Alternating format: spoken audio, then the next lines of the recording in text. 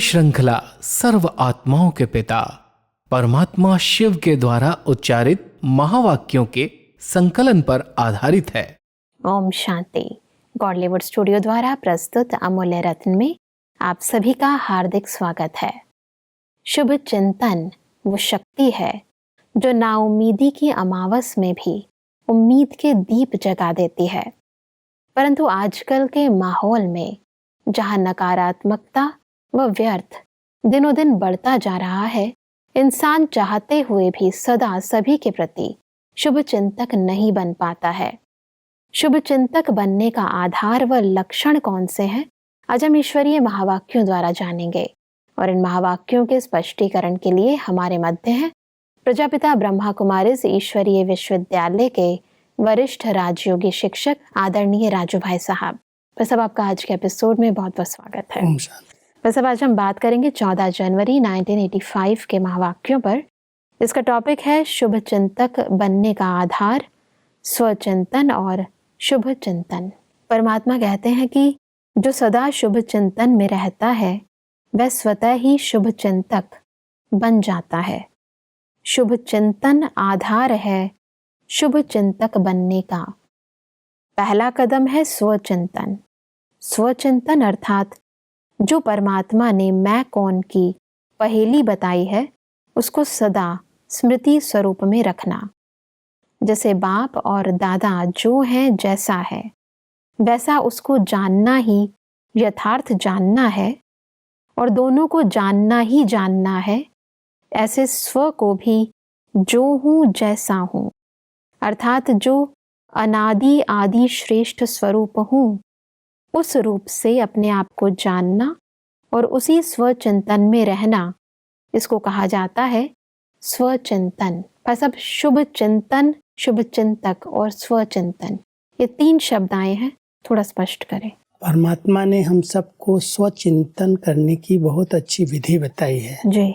स्वचिंतन, अपने आप का चिंतन, मैं कौन हूँ, ये एक बहुत सुंदर पहेली है।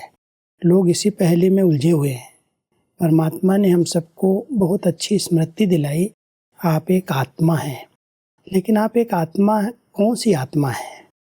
तो अपने अनादि और आदि स्वरूप में जो मैं आत्मा परम पवित्र हूँ, शुद्ध हूँ, उस स्वरूप का चिंतन करना और उस स्वरूप को अपने जीवन में ले आना, जी।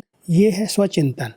और जब ऐसा हम स्वचिंतन करते हैं, ज्ञान चिंतन शुरू होता है, तो ज्ञान चिंतन शुभ चिंतन कहलाता है। जी।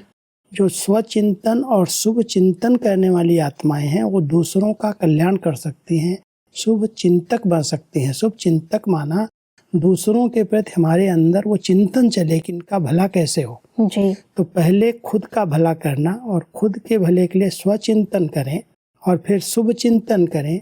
सबके लिए ज्ञान का चिंतन, गुणों का चिंतन करें और फिर शुभ चिंतक बने। जी। तो परमात्मा शुभ चिंतक बनने की ये 2 विधियां बताते हैं। बिल्कुल। परमात्मा आगे कहते हैं कि मैं कमजोर हूँ, पुरुषार्थी हूँ, लेकिन सफलता स्वरूप नहीं हूँ, माया जीत नहीं हूँ। यह सोचना स्वचिंतन नहीं।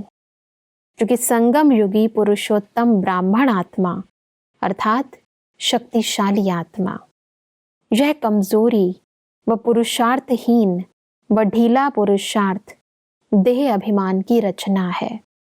स्व अर्थात आत्म अभिमानी, इस स्थिति में यह कमजोरी की बातें आ नहीं सकती, तो यह देह अभिमान की रचना का चिंतन करना यह भी स्वचिंतन नहीं। स्वचिंतन अर्थात जैसा बाप वैसे मैं श्रेष्ठ आत्मा हूँ, ऐसा स्वचिंतन वाला शुभ चिंतन कर सकता है। बस अब एक है स्वचिंतन, परंतु स्वचिंतन में भी मुझे क्या चिंतन करना है, क्योंकि कई बार इंसान अपनी कमजोरियों का ही चिंतन करने लग जाता है। और इसमें परमात्मा ने जो देह अभिमान और देही अभिमानी की स्थिति बताई, इसको थोड़ा स्पष्ट करें। कई बार हम लोग जब स्वचिंतन करने बैठते हैं जी, तो स्व की कमजोरियों का ही चिंतन करने लगते कि मेरे अंदर अभी ये है। तो परमात्मा कहते हैं जो भी कमी कमजोरी आई, जो भी विकार आए, अगर उनका आप चिंतन कर रहे हो, माना ये तो देह अभिमान से आए हैं, तो देह अभिमान का चिंतन कर रहे हो। इसलिए स्वचिंतन माना आत्म अभिमानी स्टेज में मैं आत्मा हूँ और मैं कौन सी आत्मा हूँ। जी। द्वापर और कलयुग वाली आत्मा जो पतित विकारी बनी, जो देहमान में आई, उसका चिंतन नहीं करना। जी। लेकिन मैं अनादि और आदि स्वरूप में कितनी पवित्र आत्मा हूँ, कितनी सत्व प्रधान आत्मा हूँ, उसका चिंतन स्वचिंतन कहलाता है। और अपनी कमी कमजोरी का चिंतन स्वचिंतन नहीं है तो पर का चिंतन होगा, क्योंकि वो देह अभिमान से आई। जी। तो परमात्मा हम सबको कहते हैं देह अभिमान से जो कमी कमजोरियां आ गई आपके अंदर, उन कमी कमजोरियों का अगर चिंतन करोगे तो निराश हो जाओगे, दिल शिकस्त हो जाओगे। इसलिए कभी उनका चिंतन नहीं करो। जो आपके अंदर आत्मा के निज गुण हैं, जो गुणों का चिंतन करते करते आत्मा और गुणवान बन जाए, जी। उन गुणों का चिंतन करो, अपने स्वरूप का चिंतन करो। मैं जो हूँ, जैसा हूँ, जैसे परमधाम घर से मैं इस सृष्टि पर आया, उस स्वरूप का चिंतन करो तो सब विशेषताएं आपके जीवन में आ जाएंगी। तो पहले स्वचिंतन करो, फिर शुभ चिंतन करो, दूसरों के प्रति अच्छा अच्छा चिंतन करो तो शुभ चिंतक बन जाएंगे। जी। परमात्मा आगे कहते हैं कि शुभ चिंतन अर्थात ज्ञान रत्नों का मनन करना, रचता और रचना के गूह्य रमणीक राजों में रमण करना। एक है सिर्फ रिपीट करना, दूसरा है ज्ञान सागर की लहरों में लहराना, अर्थात ज्ञान खजाने के मालिकपन के नशे में रह सदा ज्ञान रत्नों से खेलते रहना। ज्ञान के एक एक अमूल्य बोल को अनुभव में लाना, अर्थात स्वयं को अमूल्य रत्नों से सदा महान बनाना। ऐसा ज्ञान में रमण करने वाला ही शुभ चिंतन करने वाला है। ऐसा शुभ चिंतन वाला स्वतः ही व्यर्थ चिंतन पर चिंतन से दूर रहता है। सब शुभ चिंतन की बहुत सुंदर डेफिनेशन परमात्मा ने बताई, थोड़ा स्पष्ट करें। शुभ चिंतन करना माना ज्ञान का चिंतन करना। जी। लेकिन कई बार हम जब ज्ञान चिंतन करते हैं तो परमात्मा के महावाक्यों को सिर्फ मुख से रिपीट कर देते हैं। रिपीट करना ज्ञान चिंतन नहीं है, उसका स्वरूप बनना, उसमें समा जाना, जैसे वो हमारे जीवन में आता जाए, जो हम दूसरों को कहें या हम अंदर अंदर चिंतन करें उसका स्वरूप बने। तो परमात्मा कह रहे हैं जब ऐसा शुभ चिंतन अंदर अंदर चलता है कि मैं कौन सी आत्मा हूँ, मैं कैसे सृष्टि पर आई, कैसे पार्ट बजा रही हूँ, और ज्ञान की जो पॉइंट्स, आत्मा कितनी सूक्ष्म है, और उस सूक्ष्म आत्मा में, ज्योति बिंदु आत्मा में 84 जन्मों का रिकॉर्ड भरा हुआ है। इस प्रकार से जो चिंतन करते हैं, रिपीट नहीं कर रहे हैं, सिर्फ उसका स्वरूप बन रहे हैं, उस स्मृति में रहते हैं, तब परमात्मा कहते हैं ये शुभ चिंतन बन जाता है। पर चिंतन और व्यर्थ चिंतन से आत्मा अपने आप मुक्त हो जाती है। लेकिन पहले हम स्वचिंतन की आदत डालें। स्वचिंतन करते करते जब हमारा शुभ चिंतन, ज्ञान चिंतन चलने लगेगा और ज्ञान स्वरूप में आ जाएगा, तब हम व्यर्थ और पर चिंतन से मुक्त हो जाएंगे। फिर दूसरों के कल्याण के बारे में हमारे संकल्प चलेंगे। जी। परमात्मा आगे कहते हैं कि स्वचिंतन, शुभ चिंतन करने वाली आत्मा हर सेकंड अपने शुभ चिंतन में इतनी बिजी रहती है जो और चिंतन करने के लिए सेकंड व श्वास भी फुर्सत का नहीं। इसलिए सदा पर चिंतन और व्यर्थ चिंतन से सहज ही सेफ रहता है। न बुद्धि में स्थान है, न समय है। समय भी शुभ चिंतन में लगा हुआ है। बुद्धि सदा ज्ञान रत्नों से अर्थात शुभ संकल्पों से संपन्न अर्थात भरपूर है। दूसरा कोई संकल्प आने की मार्जिन ही नहीं। इसको कहा जाता है शुभ चिंतन करने वाला। मतलब शुभ चिंतक आत्मा के इन लक्षणों को और इस फायदे को थोड़ा स्पष्ट करें। जितना हम ज्ञान चिंतन करते हैं उसकी गहराई में जाते हैं जी। तो वो गहराई में जाते जाते हमारा जो संकल्पों का भाव है वो भी रुक जाता है। कोई भी व्यर्थ बातें आ ही नहीं पाती, क्योंकि ज्ञान में इतना मगन हो जाते हैं, ये क्या चीज़ है, इसके द्वारा हमें क्या क्या लाभ होने वाले हैं। तो परमात्मा कह रहे हैं जो आत्माएं शुभ चिंतन, ज्ञान चिंतन करना शुरू करती हैं, उनका समय भी बच जाता है। इधर उधर की बातों में समय नहीं है, सेकंड भी कहीं इधर उधर नहीं जाता। संकल्प भी रुक जाते हैं, इधर उधर के संकल्प, व्यर्थ संकल्प भी नहीं आते जी। इस तरह से अगर हमारा ज्ञान चिंतन करने का एक अच्छा अभ्यास हो जाता है और कोई भी टॉपिक, कोई भी पॉइंट ले करके उसका हम विस्तार करते हैं, उसके लाभ पर विचार करते हैं और उसको अपने जीवन में उतारने का प्रयास करते हैं जी। तो ये शुभ चिंतन है। और इस शुभ चिंतन से कई प्रकार की बातों से हम किनारा कर लेते हैं, छूट जाते हैं व्यर्थ। जी। व्यर्थ में हमारा समय नहीं जाता, टाइम ही नहीं हमारे पास है उन बातों को सोचने के लिए।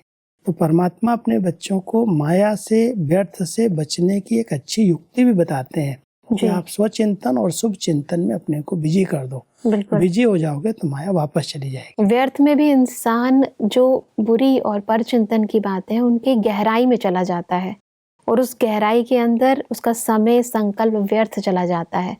परंतु यहाँ हमें समर्थ संकल्प की यदि गहराई में जाते हैं तो हमें प्राप्तियां होती हैं। प्राप्ति होती है, उसकी खुशी रहती है जी। और ये भावना रहती है कि जो हमारे पास है हम दूसरों को दें, उससे हम दूसरों की जीवन बनाएं। इस चिंतन से हमारी जीवन बनी। जी। कई बातों से हम मुक्त हो गए।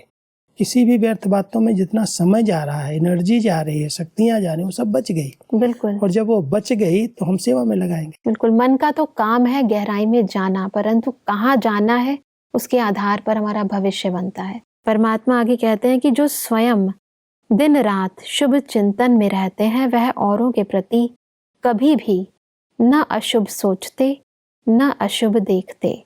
उनका निजी संस्कार व स्वभाव शुभ होने के कारण वृत्ति दृष्टि सर्व में शुभ देखने और सोचने की स्वतः ही आदत बन जाती है।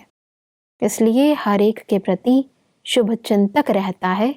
किसी भी आत्मा का कमजोर संस्कार देखते हुए भी उस आत्मा के प्रति अशुभ व व्यर्थ नहीं सोचेंगे कि यह तो ऐसा ही है, लेकिन ऐसी कमजोर आत्मा को सदा उमंग उल्लास के पंख दे शक्तिशाली बनाए ऊंचा उड़ाएंगे। तो सब शुभ चिंतक आत्मा की एक बहुत ही विशेषता परमात्मा बता रहे हैं, थोड़ा स्पष्ट करें। जब हमारा शुभ सोचने का एक अभ्यास हो जाता है, शुभ चिंतन अच्छा चलने लगता है जी। तो सामने वाली आत्मा के अगर कोई ऐसी कमी भी है, कमजोरी भी है तो उस पर हमारा ध्यान नहीं जाता। उसके प्रति भी हमारी शुभ भावनाएं रहती हैं, शुभ चिंतन उसके प्रति चलता है। इस आत्मा की उन्नति कैसे हो? कमी और कमजोरी तो हर एक में है। बिल्कुल। परमात्मा कहता है उन्हें आपको नहीं देखना है, आपका शुभ चिंतन है। तो शुभ चिंतन वाली आत्मा अपने प्रति और अन्य आत्माओं के प्रति अशुभ नहीं सोच सकती। जी। और अगर शुभ सोच रही है तो शुभ सोचते सोचते उसकी कमियों पर ध्यान नहीं जाए, उसकी विशेषताओं पर ध्यान जाएगा। और अगर कोई है भी तो उसको अपनी शुभ भावना से, शुभ चिंतन से उसकी कमी को भी समाप्त कर सकते हैं। बिल्कुल। तो परमात्मा हम सबको शुभ चिंतक बनने की एक अच्छी विधि बता रहे हैं। जी। कैसे उनकी विशेषताओं को देखो, उनकी जो कमी कमजोरी है उस पर ध्यान नहीं दो। अगर उस पर ध्यान देंगे तो कमियां आपके अंदर भी आ जाएंगी। कि भाई साहब कई बार इंसान जानता तो है कि हमें अच्छा सोचना चाहिए, सबका भला सोचना चाहिए, परंतु चाहते हुए भी कहीं ना कहीं वो भावना, वो जो नेगेटिव देखने की आदत है वो उसके ऊपर हावी हो जाती है। हावी होने का यही एक कारण बन गया कि वो पहले से अपने लिए शुभ चिंतन किया ही नहीं है। जी। अगर पहले से शुभ चिंतन किया कि मैं कितनी पवित्र आत्मा हूँ, मैं महान आत्मा हूँ, इस सृष्टि नाटक में हम खेल खेलने के लिए जैसे हम आए हैं ऐसे सब आत्माएं भी खेल खेल रही हैं, पार्ट बजा रही हैं। खेल खेलते खेलते कुछ नीचे ऊपर अगर हो भी गया है तो उनका दोष नहीं है, वो परवश होकर के, विकारों के अधीन होकर के उनके अंदर संस्कार आए। तो जब ज्ञान चिंतन किया गया तो ज्ञान चिंतन से वर्तमान रूप उसका कमी कमजोरी का दिखाई नहीं देता। बिल्कुल। उसकी विशेषताएं दिखाई देती हैं, उसका श्रेष्ठ जीवन दिखाई देता है और इसके आधार से हम उनके प्रति शुभ चिंतक बन सकते हैं। बिल्कुल। शुभ चिंतन हमारा दृष्टिकोण ही परिवर्तित कर देता है। परमात्मा कहते हैं कि शुभ चिंतक परमात्मा द्वारा ली हुई शक्तियों के सहारे की टांग दे लंगड़े को भी चलाने के निमित्त बन जाएंगे। शुभ चिंतक आत्मा अपनी शुभ चिंतक स्थिति द्वारा दिल शिकस्त आत्मा को दिल खुश मिठाई द्वारा उनको भी तंदुरुस्त बनाएगी। बस अब इसको थोड़ा स्पष्ट करें। कई बार कई आत्माएं कमजोर हैं, जो परमात्मा कह रहे हैं जैसे लंगड़ा है, कोई एक टांग से चल सकता है, एक कमजोर टांग है ना, हिम्मत की टांग उसकी कमजोर है जी। वो आगे नहीं बढ़ पा रहा है। कोई भी प्रकार की आंतरिक मानसिक बीमारी है तो परमात्मा कहते हैं जो शुभ चिंतक आत्माएं हैं उस लंगड़े को भी सहारा बन करके चलना सिखा देती हैं, उसमें भी हिम्मत भर देती हैं। और अगर कोई बीमारी है तो उस बीमारी को भी ठीक करने की जैसे उसको दवा मिल जाती है, तो परमात्मा अपने शुभ चिंतक बच्चों की विशेषताएं सुना रहे हैं। जो शुभ चिंतक हैं वो किस प्रकार से सेवा करते हैं।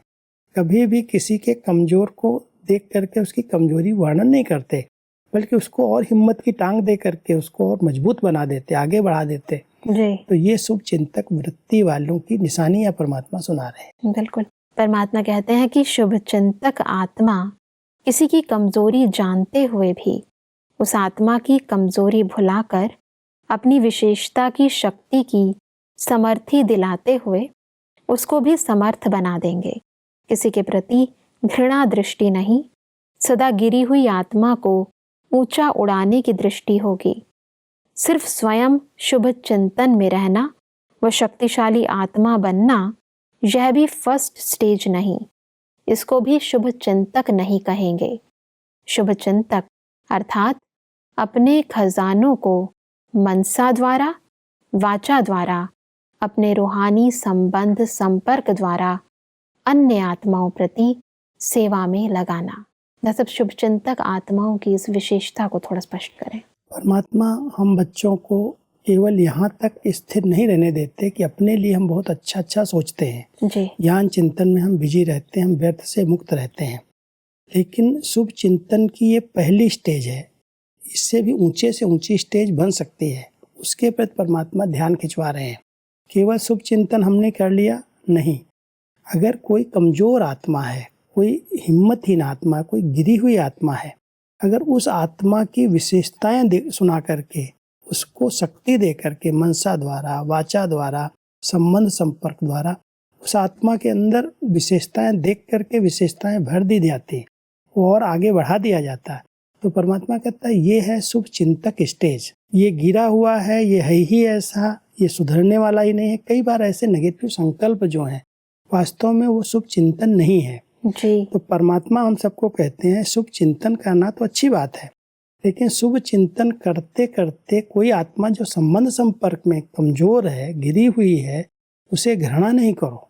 उसको समीप का अनुभव करा करके, उसको साथ दे करके, उसको संग दे करके उसकी कमियों को समाप्त करने में मदद करो। जी उसकी विशेषताओं का वर्णन करो, तो वो आत्मा फिर से हिम्मतवान बन जाएगी। तो बिल्कुल। ये है शुभ चिंतक वृत्ति। जी परमात्मा कहते हैं कि सदा वृत्ति शुभ, दृष्टि शुभ, तो सृष्टि भी श्रेष्ठ ब्राह्मणों की शुभ दिखाई देगी। वैसे भी साधारण रूप में कहा जाता है शुभ बोलो।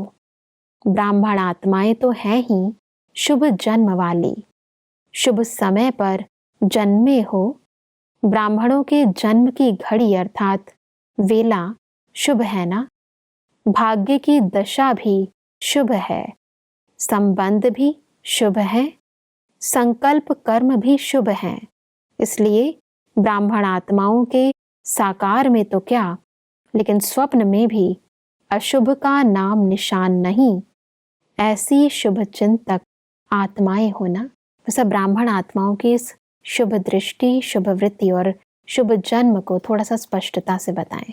वास्तव में परमात्मा अपने बच्चों को शुभ सोचना, शुभ बोलना सिखाते हैं। जी कभी भी हमारे मुख से ये निकले कि ये तो ठीक नहीं है, ये गलत हो रहा है। जी इसलिए परमात्मा ने कहा अगर शुभ वृत्ति है, शुभ दृष्टि है, तो सारी सृष्टि शुभ दिखाई देगी, सब अच्छा ही दिखाई देगा। कभी भी किसी की कमजोरी पर, कमी पर हमारा ध्यान नहीं जाएगा। तो परमात्मा कहते हैं जब ब्राह्मण आत्माएं हो, आपका ये जन्म शुभ हुआ है, पढ़ाई शुभ है, आपका संग शुभ है, संगम युग है ही शुभ, जी उसमें अशुभ हो ही नहीं सकता। जब ये अंदर की भावनाएं बन जाती हैं, कोई भी चीज अगर दिखाई देती है गलत है, तो उसमें भी आपका दृष्टिकोण ऐसा न हो कि गलत है। आप शुभ सोचो उसके लिए, जी अशुभ नहीं सोचो, क्योंकि वायुमंडल को शक्तिशाली बनाना है। विश्व परिवर्तक के कार्य में हम सब निमित्त हैं। तो अगर हम अशुभ सोचना शुरू करेंगे, किसी के प्रति भी नेगेटिव बातें अगर दिखाई भी देती हैं, सुनाई भी देती हैं, तो भी परमात्मा कहते उसके बीच में भी कुछ कल्याण समाया हुआ है।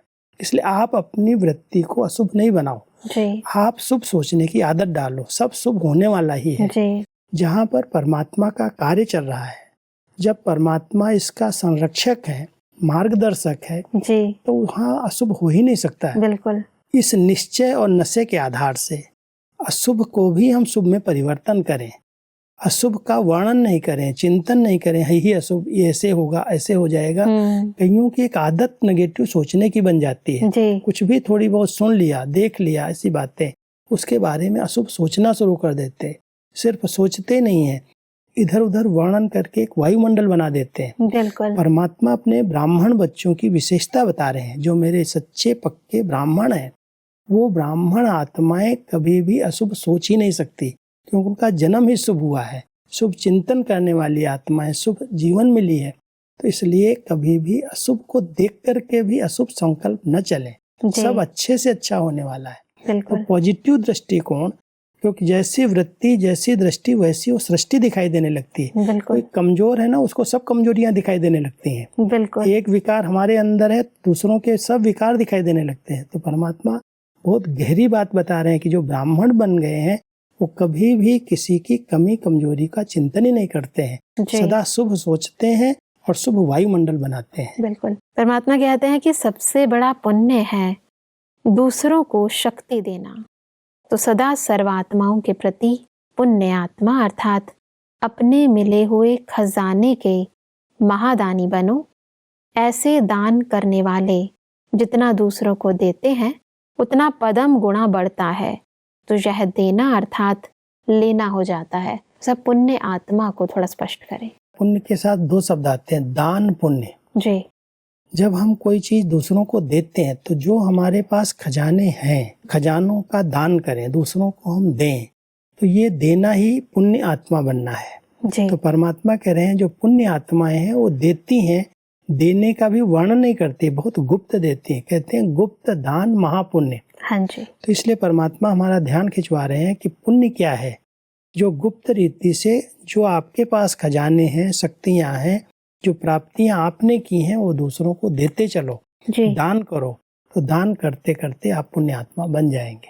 बिल्कुल भाई साहब, आज हमने सदा सर्व के प्रति शुभ चिंतक बनने की विधि को बहुत ही विस्तार पूर्वक समझा। सब स्पष्टीकरण के लिए आपका बहुत बहुत धन्यवाद। ओम शांति। दर्शकों, आज के महावाक्यों में परमात्मा ने कहा कि शुभ चिंतक बनने के लिए हमें स्वचिंतन और शुभ चिंतन में रहना है। स्वचिंतन अर्थात अपने आदि अनादि श्रेष्ठ स्वरूप को जानना और उसी का ही चिंतन करना। स्वचिंतन अर्थात सदा ज्ञान रत्नों का मनन करना। परमात्मा ने कहा कि शुभ चिंतक आत्मा सदा अपने सर्व खजानों द्वारा अन्य आत्माओं की मनसा वाचा कर्मणा सेवा करती है तथा अपनी शुभ भावना, शुभ वृत्ति व शुभ दृष्टि द्वारा कमजोर आत्माओं को भी शक्तिशाली बना देती है। दर्शकों, आज के महावाक्यों से संबंधित यदि आपके मन में कोई भी प्रश्न है तो आप हमें ईमेल कर सकते हैं। हमारा ईमेल आईडी है amulyaratna@kollywoodstudio.org। अगले एपिसोड में एक और अव्यक्त वाणी के साथ आप सभी के समक्ष हम फिर हाजिर होंगे। तब तक के लिए लेते हैं इजाजत। ओम शांति।